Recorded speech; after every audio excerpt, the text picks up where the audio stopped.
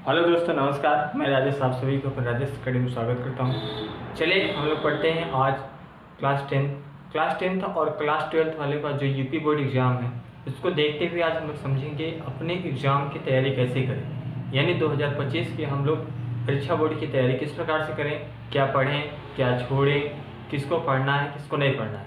तो चलिए आज इसको हम विस्तार से समझते हैं। अब आप लोग एकदम ध्यान से समझिए कि हम लोग को 10 का एग्ज़ाम की तैयारी कैसे करना है। समय ज़्यादा नहीं है, समय बहुत कम है। उस समय को ध्यान में रखते हुए हम लोग वही टॉपिक पढ़ेंगे जो टॉपिक आपके बोर्ड के इम्पोर्टेंट होंगे। चलिए देखते हैं। तो देखिए, ये सवाल रहा है, सबके मन में सवाल होगा कि 2025 बोर्ड एग्ज़ाम की तैयारी हम लोग कैसे करें, क्या पढ़ें, क्या छोड़ें, कौन सा टॉपिक हमारे इम्पोर्टेंट है, कौन सा टॉपिक इम्पोर्टेंट नहीं है। तो इसके बारे में देखिए, समझते हैं। तो पहले ये है एक्टिव स्टडी। हम लोग सबसे पहले अपने स्टडी के बारे में, अपने पढ़ाई से एकदम हमें एक्टिव होना है, पूरी तरह से एक्टिव हो जाना है। अब ये नहीं बहाना चलेगा कि चलो भाई ठीक है पढ़ लेते हैं, समय बहुत है, अभी समय है, अभी पढ़ लेंगे, संडे को पढ़ लेंगे, मंडे को पढ़ लेंगे। तो वो समय आप छोड़िए, अब आप अपनी पढ़ाई के प्रति एकदम एक्टिव हो जाइए। तो एक्टिव होना है, क्या करना है, रोजाना पढ़ाई करें, इसमें किसी भी तरह का ब्रेक ना आने दें। अपनी पढ़ाई के प्रति एकदम एक्टिव हो जाइए और एकदम ध्यान से, पूरी मन से, पूरे लगन के साथ अपनी तैयारी करिए। और पढ़ने के लिए देखिए, आप किसी भी तरह से आप पढ़ेंगे तो रिजल्ट तो आपका है, लेकिन ऐसे रिजल्ट से क्या मतलब कि जो 40-50%, 60% या आप फर्स्ट भी पास हो जा रहे हैं 75% और इसके बाद आपका 60-65% आ रहा है, तो इससे कोई फ़ायदा नहीं है। आप इस तरह से पढ़ें कि आपका कुछ रिजल्ट भी अच्छे तरीके से आए। तो आपको एक्टिव रहना है, रोजाना पढ़ाई करना है और अपनी पढ़ाई में किसी प्रकार का ब्रेक नहीं आना देना है। तो हम लोग ये 4 टॉपिक को एकदम अच्छे समझ लेते हैं कि हम लोग 2025 बोर्ड एग्जाम की तैयारी कैसे करें। ये हमारे 4 टॉपिक को आप लिख लीजिए और इसी तरीके से आपको फॉलो भी करना है। नोट्स से जरूर टॉपिक के नोट्स बनाएं। अब इसमें क्या है कि जरूरी टॉपिक से नोट्स बनाना है, तो हमें कैसे पता होगा कि क्या नोट्स बनाना है, क्या नहीं बनाना है। तो इसके बारे में भी हम लोग समझेंगे पूरी तरह से कि क्या नोट्स बनाना है, किसके टॉपिक को नोट्स बनाना है, किसको नहीं बनाना है। जैसे आप अभी तक आप स्कूल में पढ़े होंगे, कोचिंग में पढ़े होंगे, तो इसमें आप देखिए कि हमारा इम्पोर्टेंट क्या क्या है टॉपिक। जैसे अगर हम शुरू करते हैं आपके केमिस्ट्री से, तो केमिस्ट्री में आपका पहला चैप्टर आपका जो है रासायनिक समीकरण को संतुलित करना क्यों अति आवश्यक है, पहला चैप्टर है। दूसरा चैप्टर आपका क्या है, अम्ल क्षार लवण होगा। और तीसरा है धातु अधातु है। चौथा है कार्बनिक रसायन। तो ये चारों चैप्टर में आप देखिए केमिस्ट्री में कौन कौन सा टॉपिक इंपॉर्टेंट है। अभी हम उसको बताएंगे क्या आपको पढ़ना है, क्या नहीं पढ़ना है। हमारे क्लास के साथ लगे रहे।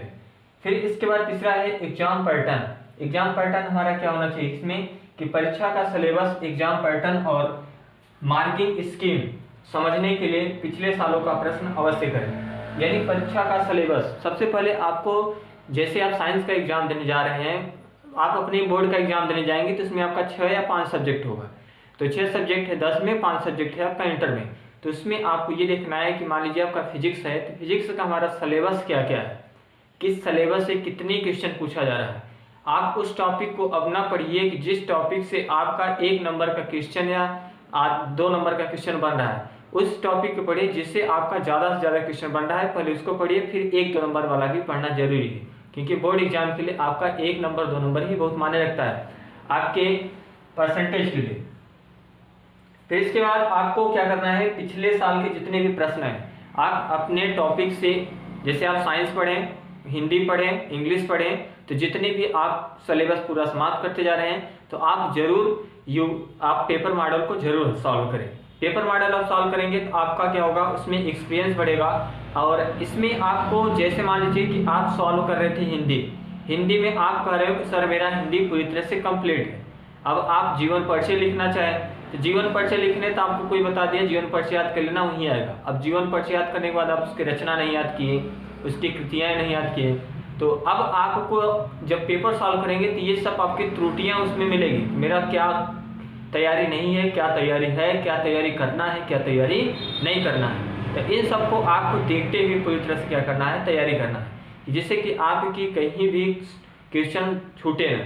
तो ये सब छूटे ना, कहाँ से क्या होगा, इस सबको आप पेपर जितना सॉल्व करोगे, पेपर सॉल्व करने से आपकी कमजोरी भी क्या होगा उसमें आपको दिखेगा। तो अभी समय है 1-2 महीने, उसमें आप उसको सुधार सकते हो। चौथा स्टेप यह है कि आप ग्रुप स्टडी करिए। अगर आपके पास में 2-4 लोग हैं, 1-2 लोग हैं, उसमें आप पढ़ाई से रिलेटेड मैथ स्टडी आपका क्या है कि ग्रुप स्टडी करिए। जैसे आप लोग 4 लोग, 3 लोग, 2 लोग जो भी हैं, आप अपने स्टडी में सहमत होइए और स्टडी को पूरी तरह से करिए। मान लीजिए आप मैथ लगा रहे हैं तो मैथ ग्रुप में लगाएंगे, तो आपका जो क्वेश्चन नहीं आएगा आपका दोस्त हेल्प करेगा, वो उसको जो क्वेश्चन है आप हेल्प करेंगे। तो इससे क्या होगा, आप हिंदी भी पूछ सकते हैं, इंग्लिश भी पूछ सकते हैं, आपस में पूछ सकते हैं कि कितना आपको याद है कितना नहीं याद है। तो इससे क्या होगा कि आपकी भी तैयारी होगी और आपके दोस्त की भी तैयारी होगी। अब बोर्ड एग्जाम है, बोर्ड एग्जाम को देखते हुए आपको इतना तो मेहनत करना ही पड़ेगा। 2-3 महीने समय आपके पास और है, इस समय में आप पूरी तरह से लग जाइए। चलिए अब इसके बाद हम लोग देखते हैं कि हम लोग को मान लीजिए हम साइंस में देखते हैं, विज्ञान में, कि विज्ञान में कौन कौन से टॉपिक से क्या क्या क्वेश्चन हमको पढ़ना है क्या नहीं पढ़ना है। तो देखिए 2025 को देखते हुए हम लोग देखेंगे एग्जाम की तैयारी। तो इसमें सबसे पहले अगर हम क्वेश्चन की बात करते हैं तो विज्ञान हम लेते हैं। तो विज्ञान में आपका हम सबसे पहले रसायन विज्ञान देखते हैं। रसायन विज्ञान में हम देखते हैं कि रसायन विज्ञान में क्या पढ़ना है। पहला चैप्टर में देखते हैं, फिर दूसरा चैप्टर। तो पहला आपका चैप्टर जो है, पहला चैप्टर आपका है रसायन समीकरण को संतुलित करना क्यों अति आवश्यक है, रासायनिक समीकरण। तो पहला चैप्टर आपका रासायनिक समीकरण। तो पहले चैप्टर में हम देखते हैं हमको क्या क्या पढ़ना है क्या नहीं पढ़ना है। तो पहले चैप्टर में आपको सबसे पहले याद रखना है कि अभिक्रिया तो पढ़ना है। अभिक्रियाएं जैसे आपका हो गया प्रतिस्थापन अभिक्रिया, प्रतिस्थापन अभिक्रिया, ये आपका हो गया प्रतिस्थापन अभिक्रिया।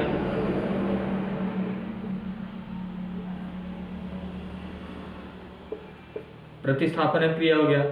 फिर इसके बाद आपका विस्थापन अभिक्रिया हो गया।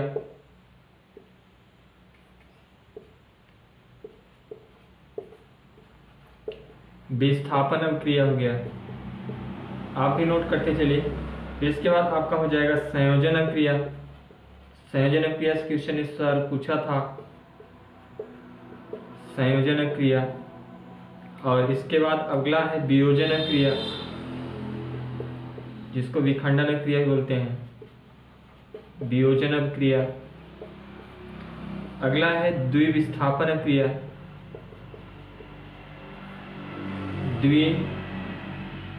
द्विविस्थापन अभिक्रिया, द्विविस्थापन अभिक्रिया, ये हो गया। तो इसमें आपका और क्वेश्चन होगा द्विविस्थापन अभिक्रिया, प्रतिस्थापन अभिक्रिया, संयोजन अभिक्रिया, वियोजन अभिक्रिया। इसमें एक 2 अगर आप छूट रहा है उसको भी नोट कर लीजिएगा। तो इतने आपको पढ़ना जरूरी है, ये आपका इंपॉर्टेंट है पहले चैप्टर में। और क्या पहले चैप्टर में पढ़ना है तो इसको देख लेते हैं, इतना आप नोट कर लीजिए। फिर इसके बाद अगला देखते हैं। अब देखिए इसी चैप्टर में हम लोग देखते हैं कि और हमें क्या पढ़ना है। तो इसी में पहले चैप्टर में हम लोग देख रहे हैं, आपका पहला चैप्टर है। तो पहले चैप्टर में हम लोग पढ़ेंगे अब रासायनिक समीकरण, रासायनिक समीकरण से क्वेश्चन पढ़ेंगे। इसमें रासायनिक समीकरण क्या पढ़ना है, जैसे मान लीजिए आपका इसमें दे दिया है, मैं एक एग्जांपल के तौर पे आपको बताता हूँ कि जैसे इसमें आपका दे दिया है कि सोडियम सल्फेट, जैसे कापर है, कापर शांत सल्फ्यूरिक अम्ल के साथ अभिक्रिया करके sodium hydrogen sulphate plus sulphur dioxide plus जल बनाता है। अब इसको आपको दे दिया हिंदी में इसकी समीकरण बनाना है।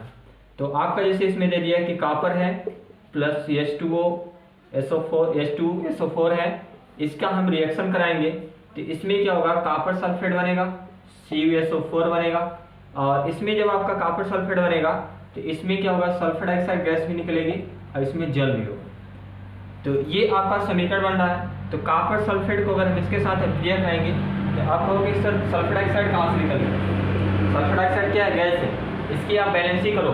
यदि आप बैलेंसी सही है तो आपका समीकरण भी सही होगा, बैलेंसी नहीं सही है तो समीकरण भी गलत हो सकता है।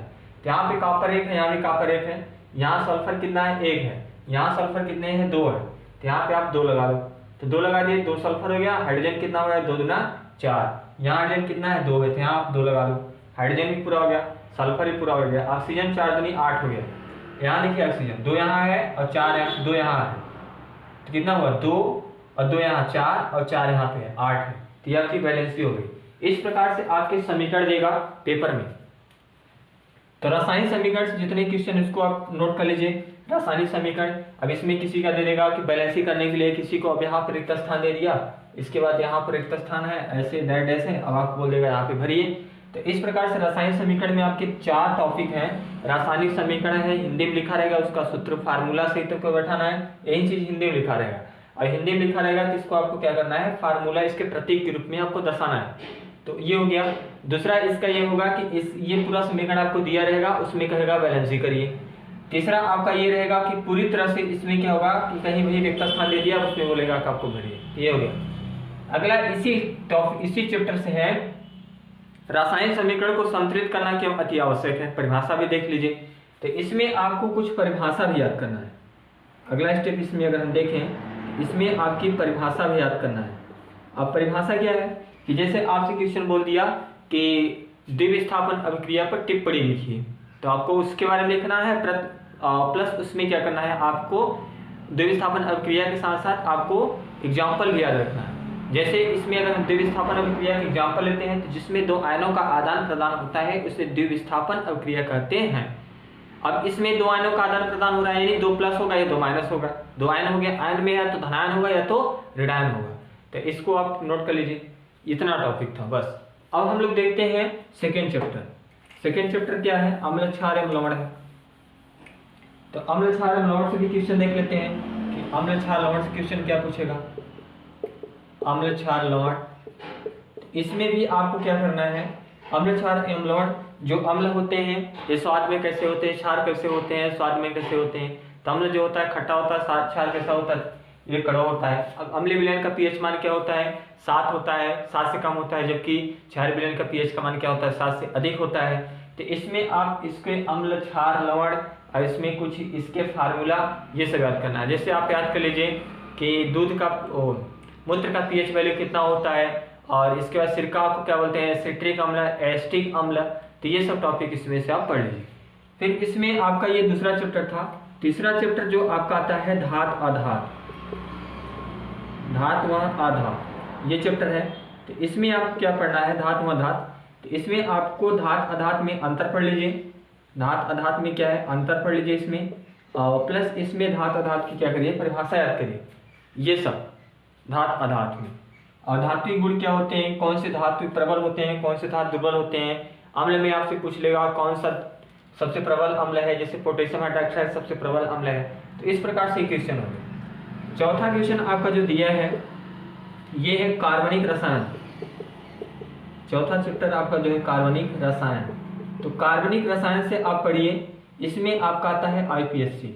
इस बार आपके आईपीएससी 6 नंबर का आया था, इसमें भी आईपीएससी आएगा। इस टॉपिक को हम पढ़ाए भी हैं आईपीएससी से आपके क्वेश्चन 6 नंबर का आएगा। तो आईपीएससी में आपको याद रखना है, आईपीएससी में पूछे जाएगा। इसमें कुछ 2-4 इसके फार्मूला दे देगा और आपसे पूछ लेगा ये क्या है, इसका नाम बताइए। जैसे मैं यहाँ पे लिख दिया CH4 क्या है, C2H6 क्या है। तो इसका नाम आप कमेंट बॉक्स में बताइएगा कि CH4 को क्या बोलेंगे, ये किस ग्रुप का है, एल्केन का है, केल्किन का है, केल्काइन का है, इसका नाम क्या है। और C2H6 का नाम क्या है, इसका हमें आईपीएससी बताना है। और एक आईपीएससी आपको इसका बताना है CH3COOH का। ये सब का आपको आईपीएससी बताना है। कमेंट बॉक्स में आप कमेंट करेंगे ये सब का आईपीएससी क्या होगा। थोड़ा हम भी देखेंगे कि आपकी जो तैयारी है कितने लेवल तक की तैयारी हो चुकी है, बोर्ड एग्जाम को देखते हुए सब आप चैप्टर पढ़ लिए हैं कि नहीं। अब देखते हैं हम लोग बायोलॉजी। ये था आपका केमिस्ट्री का इतना टॉपिक था। अब कुछ बायोलॉजी के देख लेते हैं। ये टॉपिक मैं आपके जितना भी टॉपिक मैं बता रहा हूँ इसको समय आपको लिंक में भेज दूंगा, जिससे आप डाउनलोड करके इसको आप देख लीजिएगा। पूरा टॉपिक मैं इसमें डिस्क्रिप्शन में डाल दूंगा, इसमें आप डाउनलोड करके पूरे टॉपिक को आप लिख लीजिएगा एकदम अच्छे से कि क्या हमें पढ़ना है क्या नहीं पढ़ना है।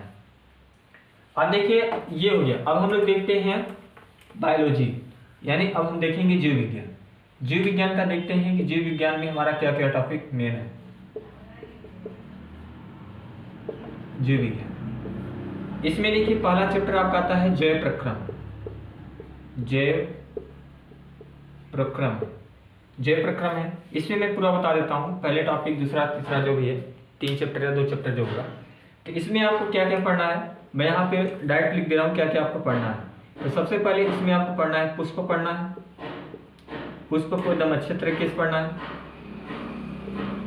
पुष्प के बाद पुष्प की पूरी परिभाषा, यानी इसमें क्या क्या है, पुष्प में क्या कितने भाग होते हैं, पुष्प के कितने भाग होते हैं। पुष्प के 4 भाग होते हैं, वाय दल, दल, पुमांग, जयांग। फिर पुमांग जयांग के भी 3 भाग होते हैं, पुंकेसर, स्त्रीकेसर, पराकोष। और इसके बाद आपके जयांग के भी 3 भाग होते हैं, पुमांग, जयांग। जयांग के भी 3 भाग होते हैं, अंडाशय, वर्तिका, वर्तिकाग्र। इस प्रकार से पुष्प का क्या होता है, इसमें आप पढ़ेंगे पुष्प की इसमें आप जो परिभाषा इसको आपके लिए पुष्प का आंतरिक काट का चित्र, नामांकित चित्र को इसमें संरचना बनाना है, चित्र द्वारा आपको समझाना है, तो इसको भी आप इसमें नोट कर लीजिए। इसके बाद आपको पढ़ना है मानव हृदय। क्या पढ़ना है, मानव हृदय पढ़ना है। मानव हृदय, मानव हृदय का आपको चित्र बनाना है। मानव हृदय के बारे में पूरी तरह से एकदम अच्छे से पढ़ लेना है। फिर पढ़ना है आपको मानव पाचन तंत्र, मानव पाचन तंत्र, ये पढ़ना है। फिर इसके बाद आपको पढ़ना है मानव उत्सर्जन, या यहाँ पे लिख दे रहे हैं उत्सर्जन तंत्र, उत्सर्जन तंत्र। इसके बाद इसी में पढ़ना है आपको मस्तिष्क पढ़ना है, ब्रेन, मस्तिष्क हो गया, तो ये सब आपका है। इसके बाद आपका है फेफड़ा, फेफड़ा है, लंग्स है। और पुष्प हो गया, मानव हृदय हो गया, मानव पाचन तंत्र हो गया, उत्सर्जन तंत्र हो गया, मस्तिष्क, फेफड़ा। इसके बाद आपको पढ़ना है मादा जनन तंत्र, मादा जनन तंत्र पढ़ना है। मादा और पुरुष जो मैं पढ़ाया हूँ इस चैप्टर को, मादा जनन तंत्र। फिर इसके बाद आपको पढ़ना है मेंडल का नियम, मेंडल का नियम। यदि इतना आप टॉपिक तैयार कर ले रहे हो तो आपका बायोलॉजी में समझिए 25 नंबर का बायोलॉजी आता है क्वेश्चन, तो इसमें से 25 में से आप अच्छा स्कोर कर पाओगे अगर ये आपके इतने टॉपिक तैयार है। और जो टॉपिक छूटेगा मैं इसको भी बता दे रहा हूँ, ज़्यादा टॉपिक इसके नहीं बायोलॉजी के। तो ये हो गया, पुष्प हो गया, मानव हृदय हो गया, मानव पाचन तंत्र हो गया, फेफड़ा हो गया, लंग्स हो गया, मादा जनन तंत्र हो गया, मेंडल का नियम हो गया। फिर इसके बाद आपका दांत भी पढ़ना है। दांत से भी क्वेश्चन पूछ लेता है कि दांत के कितने भाग होते हैं, दांत के प्रीमोलर, इंसीजर, केनाइन, अग्र चमड़क, चमड़क, ये सब किसको आप पढ़ लीजिएगा। ये तो आपका टॉपिक बायोलॉजी का। तो बायोलॉजी का टॉपिक यही है, पुष्प परिभाषा, मानव हृदय, मानव पाचन तंत्र, उत्सर्जन तंत्र, मानव मस्तिष्क हो गया, आपका लंग्स हो गया, फेफड़ा, मादा जनन तंत्र, मंडल का नियम। इसके बाद आपका हो गया दांत। अब इसमें अब हम लोग देखेंगे फिजिक्स में हमें क्या क्या पढ़ना है। तो ये तो था हमारा बायोलॉजी, बायोलॉजी में भी इतने बस पढ़ना है। आपके बोर्ड एग्जाम को देखते हुए मैं उस टॉपिक को लिख रहा हूँ जिस टॉपिक से आपके विकल्प भी फंसेंगे, अतिलघुत्तरी भी आएंगे, लघुत्तरी भी आएंगे, दीर्घ भी आएगा, यानी कोई भी टॉपिक आपका छूटने वाला नहीं है। अगर इस टॉपिक को आप अच्छी तरीके से नोट कर लीजिए, और ये मैं विश्वास के साथ कर रहा हूँ। अगर आपको विश्वास नहीं है तो आप 2-3 साल का पुराना पेपर उठाइए, उसको सॉल्व करिए और मिलाइए, देखिए इस चैप्टर से क्वेश्चन आया है कि नहीं आया। आप खुद देखेंगे कि इस चैप्टर से क्वेश्चन बहुत पूछे गए हैं। चलिए अब देखते हैं हम लोग फिजिक्स में। फिजिक्स में थोड़ा देख लेते हैं कि हमें फिजिक्स में क्या क्या पढ़ना है। तो अब हम लोग देखेंगे भौतिक विज्ञान। भौतिक विज्ञान में मैं बता रहा हूँ आपको इसमें क्या पढ़ना है। सबसे पहले आपको दिया है मानव नेत्र लेंस, तो मानव नेत्र लेंस, मानव नेत्र लेंस पढ़ना है। और अगला पढ़ना है आपको प्रिज्म पढ़ना है, प्रिज्म, इसकी प्रिज्म से क्वेश्चन भी आया था। और इसके बाद आपको पढ़ना है स्नेल का नियम, स्नेल का नियम, यानी नियम आपको सबको पढ़ना है। स्नेल का नियम हो गया, इसके बाद आपका ओम का नियम हो गया, ओम का नियम हो गया, और स्क्रू गेज का नियम हो गया, दाएं हाथ के नियम हो गया, दाएं हाथ के फ्लेमिंग का नियम, बाएं हाथ का नियम। तो आपको नियम याद रखना है, तो नियम आपके इंपॉर्टेंट है। नियम इसमें आपको पढ़ने हैं, जितना भी आपको नियम दिख रहा है, जैसे स्नेल का नियम हो गया, स्क्रू गेज का नियम हो गया, स्क्रू गेज के बाएं हाथ का नियम, दाएं हाथ के अंगूठे का नियम हो गया, फ्लेमिंग के नियम हो गया, तो नियम आप पढ़ लीजिए। इसके बाद आपको क्या करना है, जो इलेक्ट्रिसिटी है, लाइट चैप्टर है, यानी प्रकाश का परावर्तन जो चैप्टर है आपका, प्रकाश का परावर्तन चैप्टर है, इसमें आपको क्या करना है, जितने भी आपके न्यूमेरिकल दिया है, जितने भी आपके सवाल है सभी सवाल को क्या करना है, सॉल्व करना है। सभी सवाल को आप सॉल्व कर लीजिए। सभी को क्या करना है, आप अगर इसमें देखेंगे तो 4 से 5 टाइप के अगर आप सवाल लगा लिए तो सारे टाइप के क्वेश्चन वहीं आपको मिलेंगे। तो 4-5 टॉपिक सवाल लगाइए। इसके बाद आपकी जो इलेक्ट्रिसिटी है, विद्युत चैप्टर है, विद्युत चैप्टर में आपको क्या करना है, ये आपका विद्युत चैप्टर है, तो विद्युत में भी आपके नियम पढ़ना है, प्लस इसमें आपको भी सभी सवाल लगाना है, सभी न्यूमेरिकल लगाना है, जितने भी आपके न्यूमेरिकल दिए हैं। इसका विद्युत चैप्टर में नियम क्या है, नियम जैसे ओम का नियम हो गया, स्नेल का नियम हो गया, दाएं हाथ के अंगूठे का नियम हो गया, बाएं हाथ के फ्लेमिंग का नियम हो गया, तो ये सब नियम पढ़ना है।